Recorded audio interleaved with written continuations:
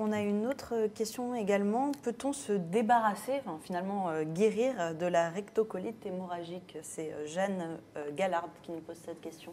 Peut-on en guérir? Et également de la maladie de Crohn. Alors, on observe dans la rectocolite hémorragique une baisse tendancielle de l'activité de la maladie avec le temps. C'est-à-dire il y a une tendance à la diminution d'activité avec le temps.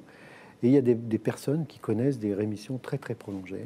En diminution d'activité, c'est-à-dire une diminution du nombre de poussées, une diminution des symptômes, et puis la muqueuse qui se répare progressivement, et puis qui reste réparée pendant 1 an, 2 ans, 5 ans, 10 ans. Dans quel pourcentage des cas?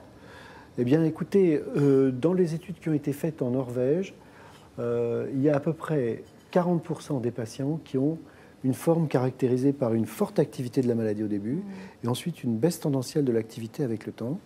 Et donc sur ces 40%, on peut estimer qu'il y a peut-être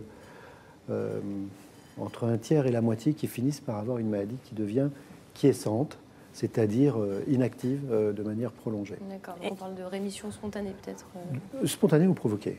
Ouais. Et concernant la maladie de Crohn, c'est... Pour la maladie de Crohn, c'est un peu moins fréquent, mais ça existe aussi. Et en particulier chez des personnes qui ont été opérées et chez qui la maladie ne récidive pas ou très peu, ou à minima. Ça existe aussi. Donc on parlera des traitements tout à l'heure, il y a des traitements médicaux, mais il y a aussi des traitements chirurgicaux.